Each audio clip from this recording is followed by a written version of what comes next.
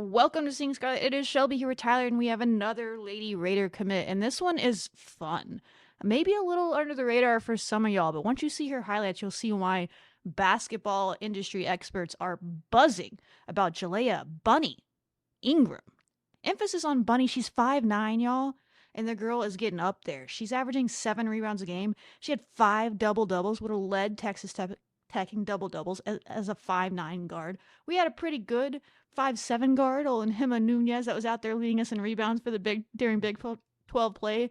She's going to be a point guard that kind of fills into that same role as Hima to set the scene for you, but also brings a little bit more athleticism, a little bit more one-on-one style play you'll see just walking people down in the highlights. She is a ton of fun. She's also another stat unicorn. To We join love Rima and those. Jalen, who are each one of one in their own stat lines in the country, y'all. This girl is the only player in the country to average at least 16.5 points per game, 7 rebounds, 4 assists, 1 steal, 1 block a game. And she averages actually 1.5 steals and 1.2, but I just baselined it, And I think actually if you went down to 16 points a game, it still would have worked because it's just all the things that she does. And again, at 5'9", she's just a unicorn that does everything for you on the court. We're going to get into some highlights and run through some game highs, but she's similar to what you got from Hema in the sense that when she steps on the court, even if it's an off shooting night or something like that, she's always making an impact because she's going to go get you rebounds. She's going to get you assists. She's going to get some stills. She's going to disrupt. She's going to go get a bucket or two here or there. But yeah, I mean, she's an absolute hooper. Southland Conference Newcomer of the Year, First Team All Conference, another former JUCO superstar. We're collecting all of the former NJCAA superstars. We've had 5 signees now. I think 4 of them have played at the JUCO level before playing D1, and one of them's coming directly from there, and Thais De Silva. And they're all really good. And again, when you watch them on tape, you're like, how do they fall through the cracks and end up at JUCO? And she's another one of those. So that's my opening thoughts on her, Tyler. What do you have about this one? Yeah, I'm super excited. Once I saw that we were gonna get a point guard that, I mean, absolutely can score at a high level, can rebound at a high level, and also has like she's one of the best free throw shooters in the We know country. Tyler likes And that. that as well. Yes, we love that. We love that. She would have actually been second on our team in free throw percentage. Danae was 80% and she's 80.1%. So by point one. That's funny how that works. But yeah, no, I was Wow. super excited and I was like even looking, I always love to see, her notable results and her notable performances. And I mean, she put up 13 points, 7 rebounds, and 5 assists against Final Four Texas. Chill. Yeah, pretty impressive because Texas was all about their defense and going up against Madison Booker is no joke. Houston, she kind of annihilated them. 16 points, 8 rebounds, 4 assists, 4 steals, 1 block. Texas A&M Corpus, which UTRGV also I looked it up. They were fighting to like the last day to get that number 1 seed in the Southland Conference. Unfortunately, they didn't get it. They ended up tying for third, but they were pretty good and they played some pretty good mid majors. Tamu Corpus, she had 21 points, 9 rebounds, 5 assists, 5 steals, 1 block. SFA, she had 13 points, 15 rebounds, 7 assists, 2 blocks. UIW, she 30-pieced them, 31 points, 8 rebounds, 5 assists. In Northwestern State, it was her block party game. She had 14 points, 7 rebounds, 6 assists, 4 blocks, and 1 steal. So when we say she's a unicorn and she can fill every part of the box score, I mean, each of those games she was unique in one way. She either led them in blocks, assists, points, steals. I mean, she can kind of do everything. Yeah, I mean, like I mentioned earlier, she does everything. Again, it's stupid. 5 double doubles as a 5'9" guard. She had 15 rebounds in a game that you just listed off. 15. Bunny is in her middle name for a reason. She's got hops when you see her on the tape, and she just. I mean, let's just show you the film actually before we talk about her more because I feel like you need the context of what we're talking about. And again, it's UT Rio Grande Valley, so sometimes tracking down video of players from different levels is difficult. So I will say the first clip of this is from her junior college days, but it's such a nice silky move that it shows exactly the type of athlete that you're getting, and then you'll get into her D1 tape, and there's even a little bit of a LeBron James level chase down block because we mentioned that she's one of the best blockers in the nation, even at 5'9". She's going to replace our Danae Fritz blocks and stare downs. Don't worry, guys. We're still going to have some drama from her. Ooh. I mean, she just really just one-on-one hooped against a lot of people. Like, she'll get there at will, like, finishes through contact. She's just walking this girl down. Like, I mean, that's just Literally. embarrassing. And then what was that? Here's the chase down block. And stares her down. I might have to get that under control. That's great. That's against Texas. Rebound and put back. I mean, her handles are, she's just shifty. Little alley Look at that. action. How about another weave through traffic? That probably should have been a charge. They Draws the call it a foul. block, so Yeah. nice little pass.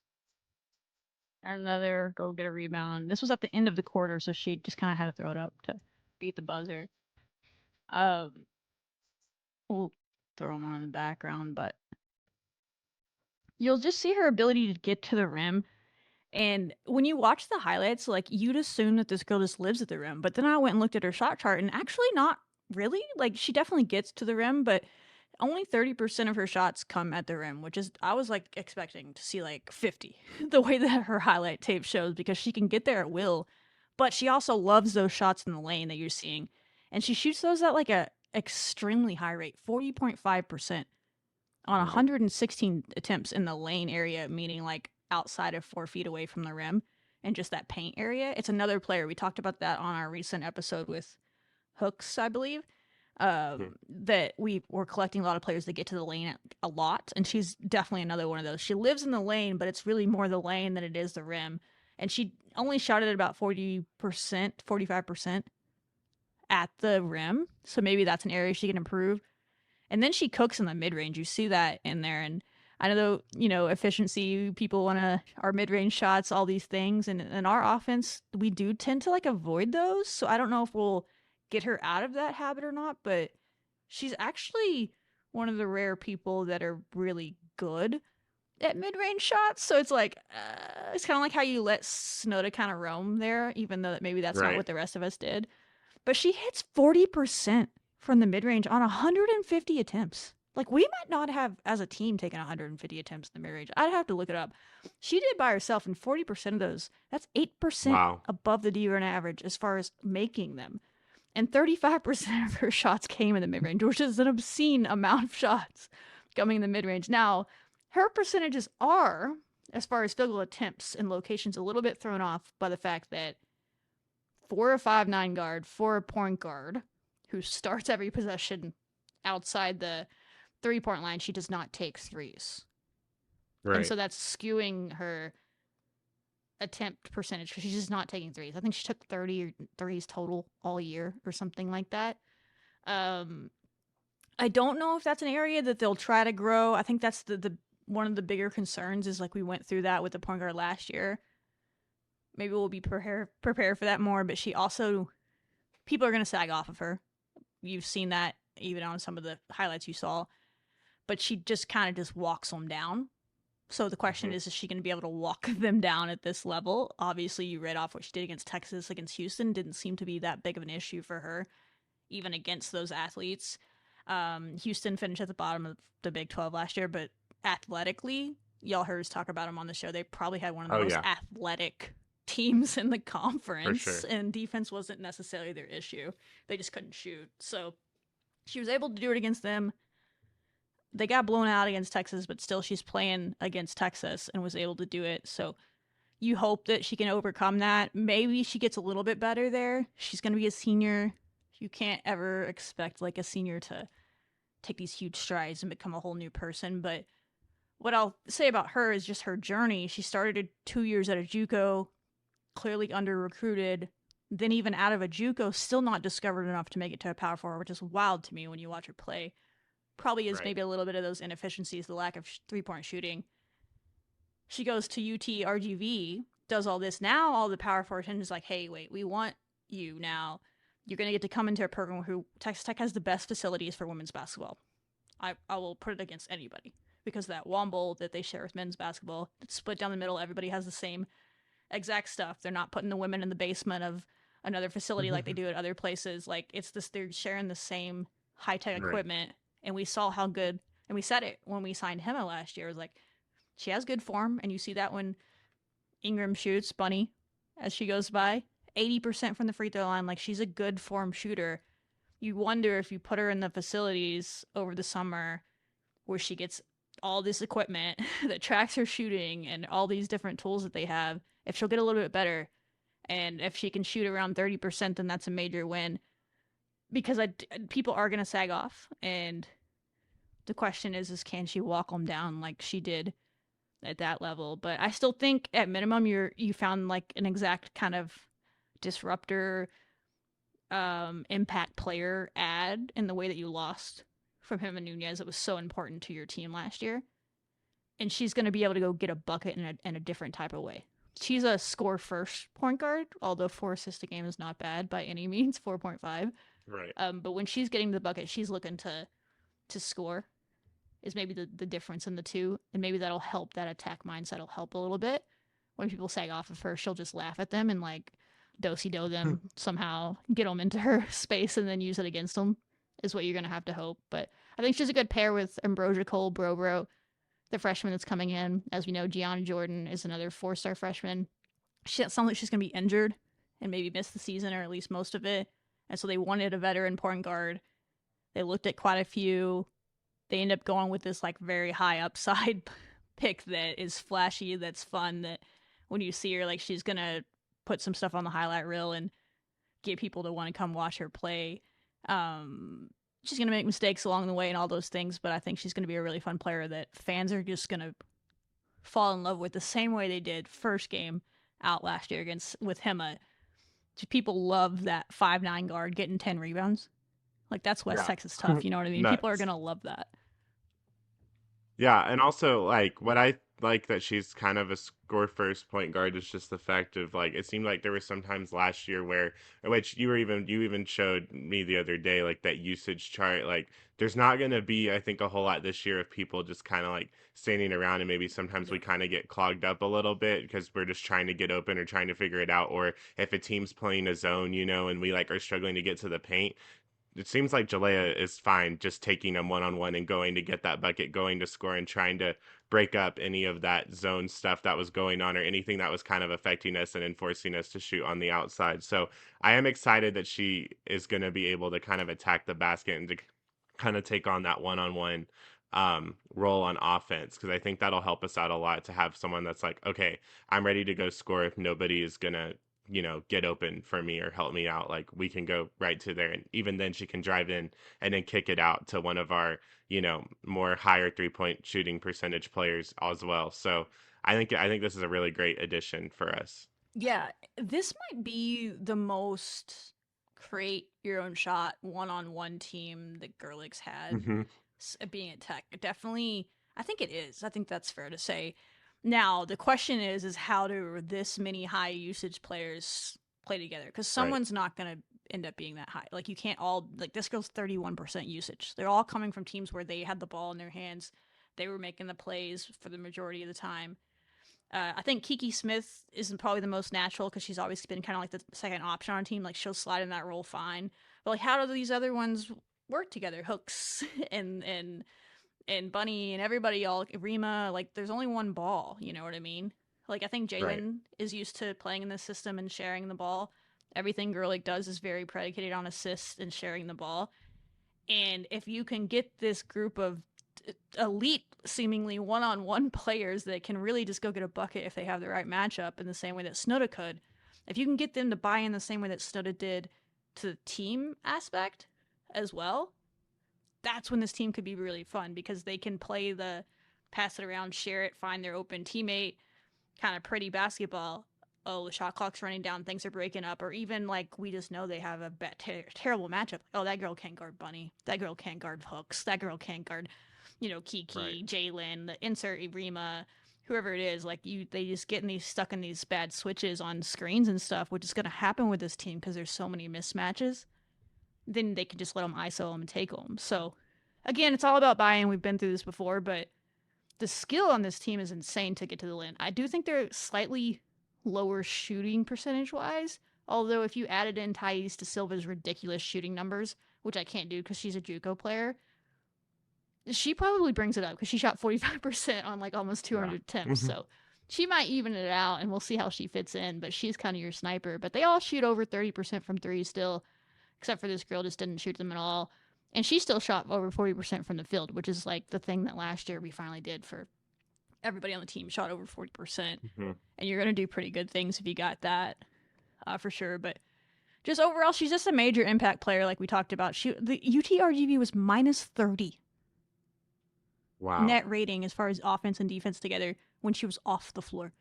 That's in the 99th percentile. I couldn't get it to rank it because there was no way to see that, but she'd probably be in like the top 20 or something in the country, and how much she impacted her team in that way. Her adjusted Torvik rating was 4.1. That would have been second to only Bailey Montman on our team this year. Was 4.7 or 4.5 or something like that. She was sixth in the country in free throws taken, third in the country in fouls drawn, 6.7, only behind Samaya Nichols at Kansas and Wow. Blake's at Vanderbilt. That's an all Big 12 player and an all American there. When we play Kansas this year, Tyler, Oh my I need gosh. everybody to buckle in. There's going to be Ooh. approximately 4,000 fouls called between Samaya Nichols, Jalayah Davis, and we got Bunny over here and Rima Collins. And didn't we just No. talk about Hooks was really good at drawing fouls as well? Mhm. Like everybody they're bringing in. I can't wait to do the episode when they're finally finished. I think they probably have one more ad that they're trying to make. We'll see. And looking at the trends, because I feel like there's a clear trend coming. It's people that rebound. It's people that get to the Mhm. lane. It's people that get fouls and get to the free throw line. Those are three areas we majorly struggled in.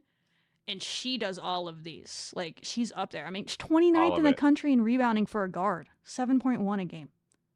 Tied for Nuts. 26th in the country for blocks for a guard at 1.8. And she's like 5'9". There's like two people ahead of her on the list that are 5'9" or shorter. Like Malaysia Full Wiley stuff. Like that's what she's doing out Right. there, right? That's probably like her high end ceiling. If she could add a three ball to her game, like that's probably her closest comp that I can come up with that's playing just that flair that she plays with and the way she defends and the way she gets blocks and rebounds. Um, I I can't think of a Texas Tech comp or anything from last year. Can you? No, not really. I mean, she has like aspects of, I guess, Hema's game with the Yeah, rebounding and things like that, but like it's still a little bit different because she's a lot more score first and is gonna get to the yeah. basket. She's like if Hema grew up in America. Yes. There's like a distinct difference between how Europeans play basketball and Americans, and that's what makes Hema such a great point guard. Right. Is because typically American-born players, you can take it right or wrong. Everyone has a preference on what they like. They want to score, Hmm. and they'll facilitate. Like again, this girl averages 4 assists a game if someone's open. She's fine giving it to Right. them. She's a true point guard. But she's looking to score if she gets near the rim. Hema was like always, she pass up open layups all the time, right? So that's Hmm. probably the difference. Is I do think Hema ran the offense better and got us into the offense, and that's a left to be seen about this girl. But yeah, her creation is good. It's like a little Hema, a little Snudda. You like Yeah. mesh them together as a Put player, together. minus the Yeah. 3 point shoot. Well, give Hema's 3 point shooting to this girl. Take Yeah. Snudda's ISO game and put it on her. Like it's just an interesting. And then if you want just straight analytic comps, I was like, I don't know, I'm stumped. So I just ran the analytics all the way back to 2018, and the closest comp for Texas Tech, and it was actually like her fourth closest comp overall, but it was closest one to Tech was Vivian Gray, Oh, and I was like, no way. you know, And then I I was can going kind by of all see the it. stats because Vivian wasn't a good 3 point shooter either. And she Yeah. lived in that lane area, and so like it's picking up. She got fouls like crazy, but she was a freaking She could get forward, blocks too and at she was getting times. Yeah. rebounds, and that just shows you the block numbers and the rebound numbers are so Yeah. stupid for a 5'9" guard that her closest analytic comp is It's a a forward. forward. She really does play like a forward, a power forward, like a point Hmm. forward. That's what she plays like. She's like a Point point forward. forward, but she's I like that. 5'9". And so it's just like if you can just get the Yeah. whole doesn't shoot three thing out of your head, and they've had a year to they know how defenses are going to play that because they did it with Hema. I think she'll attack it in a different way. And then again, like I said earlier, I think she'll get better at it, and I think they'll let her shoot For them sure. when she's open, just like they did Hema. They never discouraged her for the most part, as long as she was in rhythm and open. well, this girl's gonna find herself, but um, she has other options to pass it around and then go get a bucket. So yeah, that's the closest comp. I can't think of anything else, guys. There was no one on the team like her last year. Yeah, a hybrid of Snudda and Hema. A little Bailey, just a little Bailey. Bailey's really good at walking people down the way that Bailey did. This girl part has a little bit better handles, but the way that Bailey drew fouls and all that, just kind of a hodgepodge. This is definitely the most athletic overall team I think that we've put together I agree in a minute. for sure. Like, if I Yeah. had to guess on a starting lineup right now, which I got like 5 million questions about this yesterday, as if we can do this, I'm assuming they'd go with a senior at point guard over the freshman, but let Broger win the job over the summer if she does. But that would be Bunny as the 1. This is where it gets tricky because if we're going to say a 3-guard lineup, then I guess it's Hooks and Kiki at the 2 and the 3, and you're just going 3 guards. It's a pretty small group there. And then you have Jalen at the 4 and Rima at the 5. I think that's your best 5 players and most athletic players. I don't know if they'll start that group, though. So you could see, like, Bunny, Kiki, Rima, Jalen, and Mo Douglas or Kearney at the 5. I don't know. If I had to, like, lock in a guess for November, right this second, assuming they don't add other people, I'd go Bunny, Kiki, Rima, Jalen, and Mo Douglas. I'm a big Mo Douglas fan and a sleeper pick. I think she's going to be really impactful. And I like Kearney too. I just don't know if she's there yet or not. And that's not because I don't like Hooks. I just think Hooks is such a high usage player that she makes more sense than coming off the bench than Kiki. Because you kind of need Kiki out there with those high usage players because she's fine just kind of doing her role in the corner or whatever, catch and shooting. She's more like a 15% usage player. These 30, we can't have like 30% usage players on the court at the same time. I just feel like that isn't going to go well unless some of them are like, I don't want to do that anymore. It's fine. But I don't know if Hooks is into that role, but I think she makes the most sense to come off the bench. But what do I know? And it's also April. Right. There's still a whole lot left to go. Gun pointed me in the DMs and made me answer it, so hope no one's offended.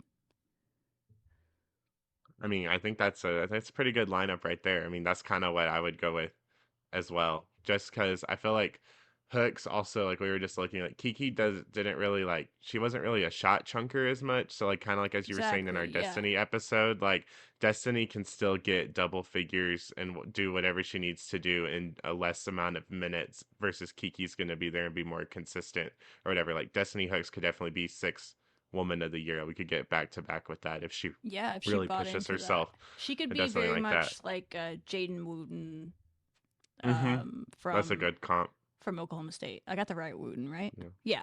Yes. Yeah. Jaden Wooten. Like she has a similar game, and if Snudder didn't exist, she would have won. Now Jaden is a point guard, and Destiny's not. But right. So yeah, I don't know. We'll see. These are good problems to have. They have a roster now that you have to make those decisions, and then you still have Thais De Silva, which is this like unknown sniper off the bench, and of course Ambrosia Cole is gonna play a lot and share minutes at the 1 with Bunny, with Jalayah, Ingram. So yeah, there's a lot of talent, and I think they're going after one more player. We'll see if they get them. If not, they're getting pretty close to closing it out. And I think I skipped over her quote, so I guess we'll end the show with this. Sorry, she did put out a quote. Yeah. She said, "I chose Tech because I loved how it felt like a family environment. They are great people on and off the court. I know that they will push me to be the best version of myself every day." That's Texas Tech, family atmosphere, all the things that they sell, the culture. That's what sold her. And again, she had quite a few. I haven't seen the list put out there publicly, so I don't know if she ever puts it out there. But she had quite a few other Power 4 teams and people that were willing to give her a chance to step up a level. Otherwise, she'd just stay at UTRGV. You know what I mean? So we got her, and I'm excited to see what you can do. I think this is about what you would hope for at this point in the portal, to get a player with this much upside and creation. She was like one of the highest scoring point guards left in the portal. because I saw her like a week ago. I was like, wait, who is this girl? When I was looking at analytics, because y'all know I'm always pulling that stuff. And I was like, oh my god, this is like Right. the diamond of the portal, like I did with Hema last year. And then I saw the 3-point percentage. I was like, oh, I don't think they were going to do that again, because they seemed like they wanted to go in a different direction this year. But I think her numbers were just like too overwhelming in every other category that they couldn't ignore it. At some point, Right. impact matters. So I think that's what won out. So yeah, I'm excited to see her. Any final thoughts before we close it out? Yeah, just welcome to the fam. I'm super excited that we have a one that's going to be able to create her own shot and go after and attack the basket. It's going to be exciting. Yeah, And can shoot free throws. people are gonna have to guard theirs against Texas Tech next year. Hmm. There's not gonna be anyone really. Maybe one person off the bench that stands in the corner and Right. elite shoots. Like by all means, you need a couple of Yes. those players. She'll do it, but all these players are trying to put you on Sports Center, and if they can figure out how to play together. Speaking of Oklahoma State and Jaden Wooten, the collection of guards on this team does remind me, as a group, Mhm. comp to Oklahoma State's team last year. That team was so Yeah. athletic, and when Yeah. they played at their So best, they could athletic. beat literally anybody. It was the chemistry aspect that never fully came together for that team. So if Texas Tech can overcome that part of it, this team could absolutely compete in the top 4 of conference, if not more. And they're definitely a talented enough team to make the tournament. But I hope they I all agree. show up in like June 1. Yeah. No, for sure. I'll show up June 1 and get ready to go. Mesh together. Gotta happen. All right, that's all I have. Welcome to the team, Jalayah Bunny Ingram. Can't wait to watch you play. As always, just finished it out with a solid Reckham. So, Reckham. Wreck 'em.